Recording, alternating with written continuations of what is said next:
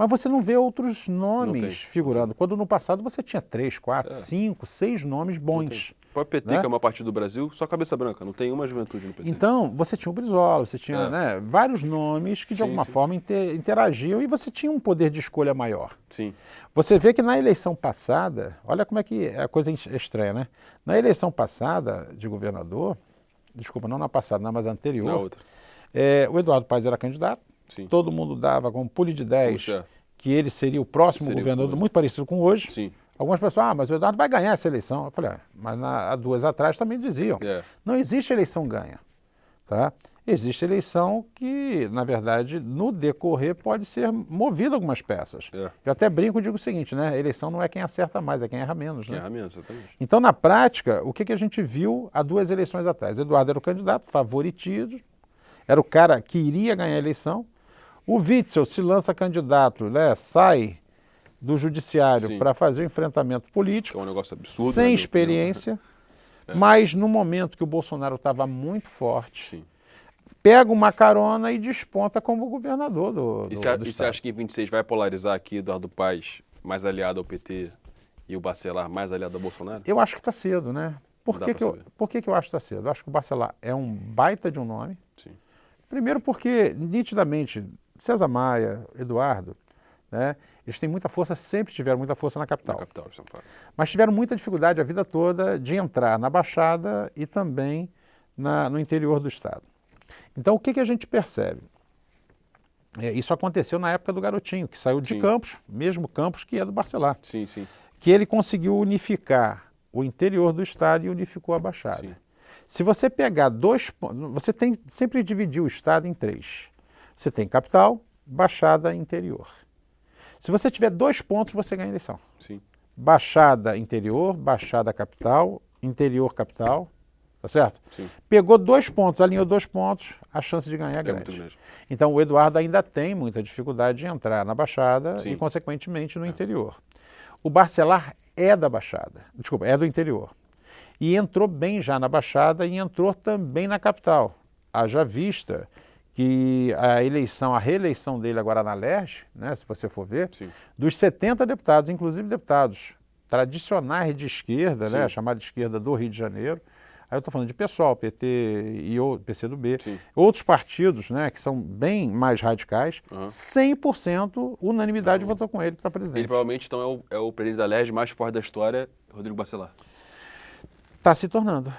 Eu acho que ainda tem pouco tempo de presidente, porque a gente teve num passado recente, né, que para mim, né, sempre foi o maior articulador político do estado do Rio de Janeiro. Eu tinha minhas diferenças políticas, mas a gente tem que aprender a respeitar as pessoas, então, principalmente a história. Eu acho que o Pisciani, né, sempre foi, que eu conheça, o maior articulador político do estado e, historicamente, o presidente mais forte. O fato do Bacelar ter ganho com 100%, né, dos votos que podiam ter, já demonstra uma força diferenciada. Isso demonstra que ele é da história? Da história não, mas nesse momento específico, ele é. Ele tem pouco tempo ainda, é um cara jovem, tem 44 anos de idade, e é natural que aos poucos ele possa se tornar, caso ele não seja candidato. Porque dizem também que ele tem pretensões ou tem interesses em ir por Tribunal de Contas. Então a gente tem que aguardar, porque está muito cedo. A gente não sabe se isso lá na frente vai ter alguma coisa. Vai mudar, a gente não sabe como é que vai ficar o cenário. Então qualquer posicionamento nosso hoje, ele ainda é um pouco cedo. Mas as forças que se desenham são essas. Sim. O que a gente pode, mais ou menos, colocar no tabuleiro é o seguinte: existe um candidato fortíssimo, que é o Eduardo, isso é indiscutível.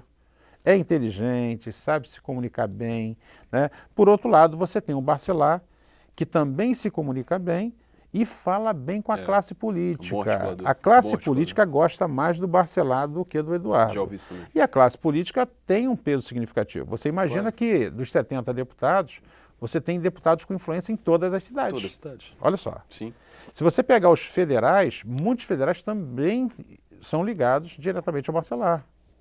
E são ligados ao governador. Então, máquina pública estadual, a máquina é muito forte. A máquina é muito forte. E na hora reverte muita coisa. Sim. A não ser que a campanha do Bacelar possa cometer erros. Certo. Então, o jogo não tem nada de definido. Eu diria o seguinte, meio a meio. Se o Barcelar entrar no jogo, começa aí com 6-6. Interessante. Tá, é 0-0, né? Vamos Sim, botar assim. 0-0. É 0-0 e vai ser construído um caminho. Sim, vai ser uma eleição Porque, por exemplo, ó, vou botar na Baixada. Você tem ali na Baixada, por exemplo, o Canela, que ganhou o Belfor Roxo. É Barcelar. Sim. Tá certo? Nova Iguaçu é Barcelar. Barcelar. Tá certo? Queimados é Barcelar. Porque o governo do Estado, vou te dar um exemplo, tá? Eduardo é candidato, e aí lá na frente um prefeito, por algum motivo, diz que, não, eu voto com o Eduardo. Sim. Tá certo? Uhum. O governador chama esse prefeito e fala assim, olha, vem cá, qual é o maior problema da tua cidade? Ah, o maior problema é que falta uma canalização, um viaduto e tal, porque isso dá a minha reeleição. Reeleição. Tá bom, eu vou te dar o viaduto. Vai lá, Pix. Faz a eleição. É isso. Aí o que vai acontecer? A gente já cansou de ver isso. Muitas E vezes. esse voto, que não é ideológico, ele é de interesse. Sim, sim. A grande maioria das vezes, não posso afirmar isso em todos, mas a grande maioria é de interesse, ele vai ser modificado. Então, esse cenário está cedo, ainda para a gente poder dar uma, vamos dizer assim, uma opinião mais concreta, né? Sim. Mas a gente pode dizer que vai ser uma briga boa. Uma briga boa. Uma briga boa, são dois bons candidatos. Sim. O Eduardo já mostrou para o que veio. Ele... O Barcelar nunca foi executivo, mas é um jovem político, né? Tem uma história assim jovem. Sim. Eu conheço o pai dele, né?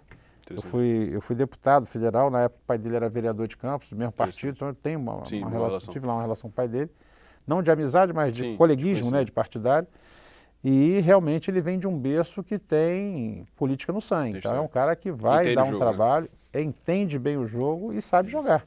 Então, esse processo a gente vai precisar de um pouquinho mais de tempo para poder maturar. Quem sabe na próxima entrevista a gente vai ter já um cenário melhor. E o debate 26. É isso aí, já coloca em pauta. Então, agora, fazer a pergunta um pouco mais complicada. Governo federal de 2026. Lula se reelege, Bolsonaro eleito, Bolsonaro inelegível. Hoje está inelegível. Temos aí o Tarcísio, que a gente acabou de falar, Pablo Marçal.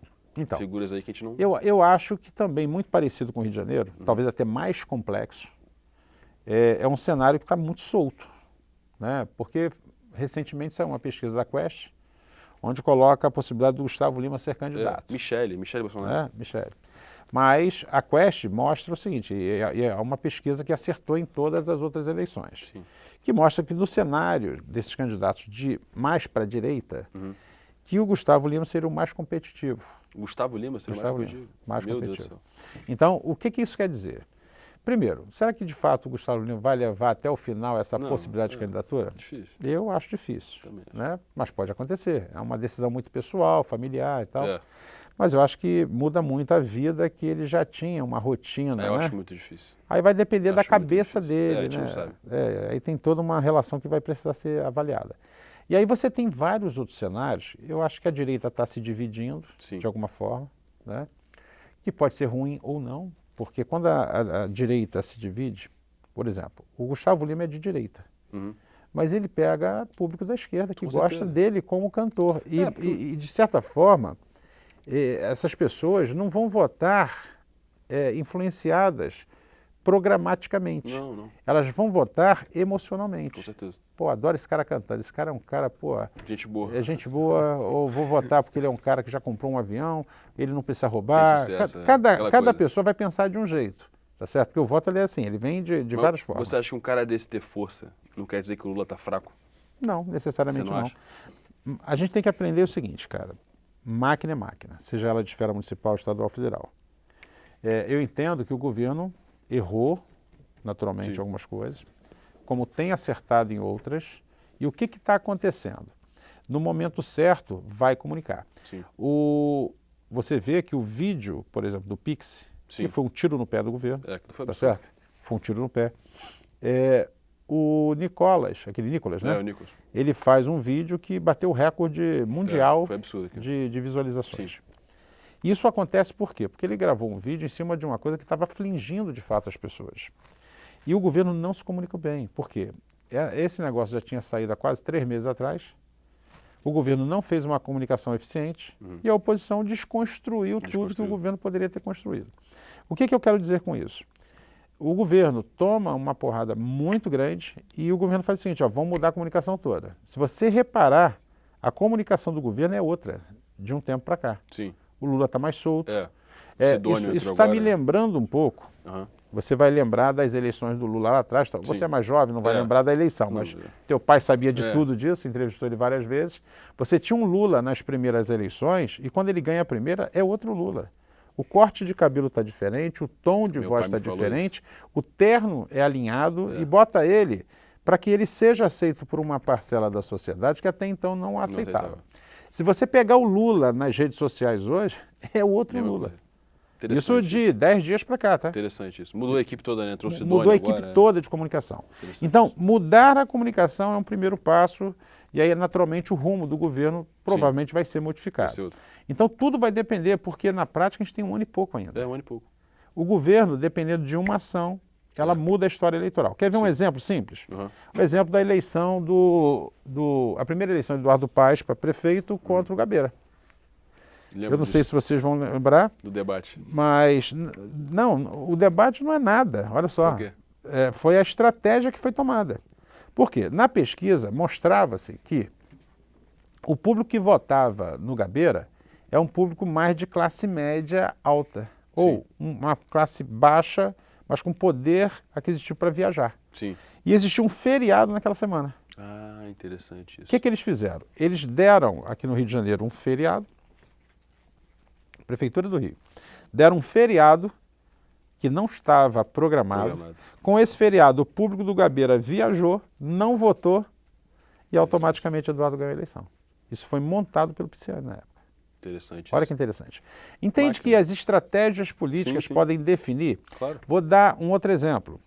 O Bolsonaro, num determinado momento da eleição, ele cresceu com algumas ações de governo. Foi algumas verdade. medidas. Foi verdade. Então a máquina ela tem esse poder. Tem esse peso. Hoje, pela pesquisa Quest, o Lula ganha a eleição. Seja de campo emocional, seja de campo de interesse. Sim. Vou dar um exemplo. O governo tem um poder que o outro candidato não vai ter. Não tem. Se o governo fala assim, olha, eu tenho lá o Bolsa Família, e aí nesse ano agora vamos dar um aumento de 20% no Bolsa Família. Sim, acabou. Tá decidido. Entende a linha de raciocínio? A gente está falando de milhões e milhões de brasileiros que vão ser beneficiados diretamente pelo presidente. Sim. E acabam falando, não, pô, esse cara é melhor, porque o outro não aumentou. Não aumentou.